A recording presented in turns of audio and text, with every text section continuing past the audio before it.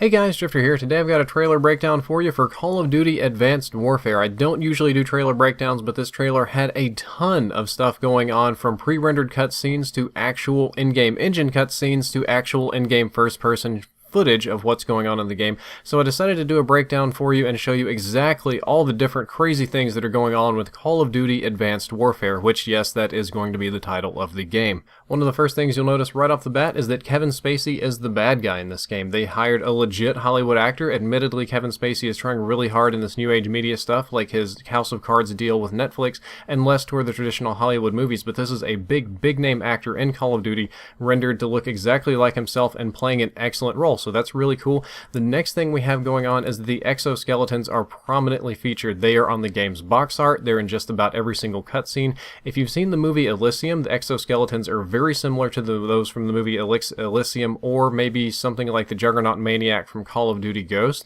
They do a whole lot of different things. One of them is that it gives you extra strength. You have the ability to punch in doors and walls and armored cars and just tear stuff up with your hands. I guess it gives you like super punchy arms.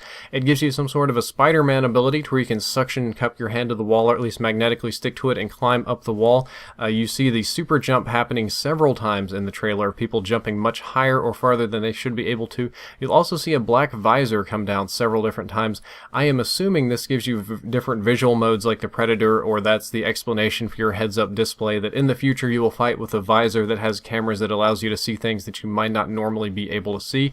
And lastly, it shows a cloaking mechanic, legit Predator-style cloaking, maybe, Call of Duty Ghost-style Predator cloaking. It's pretty crazy, it's pretty neat, but it's in the game. I don't know if you'll be able to use it in multiplayer or not. The next thing that you'll miss if you're not careful enough is that there's a legit mech suit. I heard rumors about this back in the day, that the next Call of Duty game would have mechs in it, and I didn't really believe it, but this is a mech suit, or an exoskeleton plus. It looks kind of like a District 9 style mech, if you've seen the movie District 9, or maybe the tiniest, saddest Gundam you've ever seen in your life. I would maybe describe it as that, but there are mechs in Call of Duty now. Moving on to the gun department, there are lots of guns on display, but today we're only going to talk about the interesting one. For whatever reason, there was this gun seen twice with double red dot sights. No idea why we have the double red dot or the double holograph or the double display sights, but it's interesting and it's there.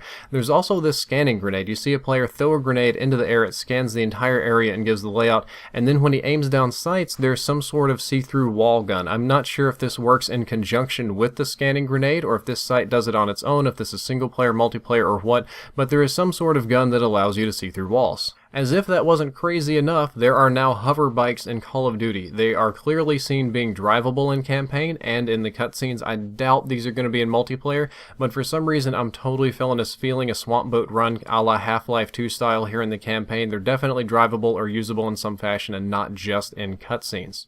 On the equipment side of things, you will see that there is a stretchy portable Kevlar wall used when they assault the Necron energy plant. I'm not sure if this is going to be multiplayer or not, but definitely part of the single player story. It seems sort of like a Riot Shield Plus, or some sort of deployable or mobile cover of some kind, maybe some sort of stretchy polymer that soaks up bullets.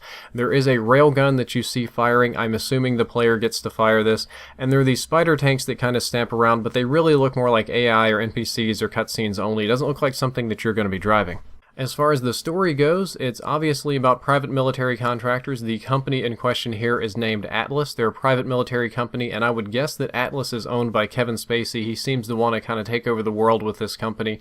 And in some way, there are also images of symbols maybe from other private military companies on the dirt bikes, or the hover bikes, mind you. I said that wrong. I forgot. We're in the future here.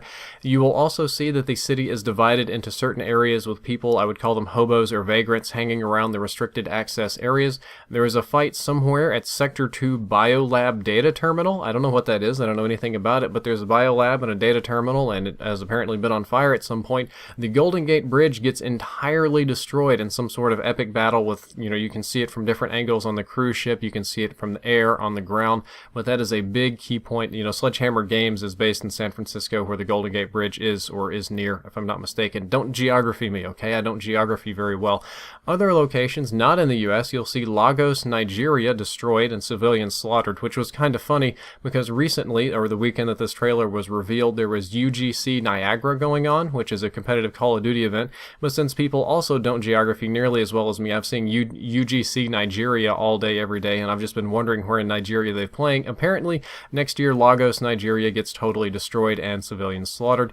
You do see drones in San Francisco, and you do see a lady deploying drones of some kind. I assume they'll be prominently featured just like Black Ops 2. And that's it for my trailer reveal. Those are all of the interesting things that I've seen, all of the key points, and all the cool stuff that I feel like sharing with you. Anything else would be a waste of time. I hope you enjoyed the video. If you did, don't forget to like, favorite, and subscribe. Drifter out.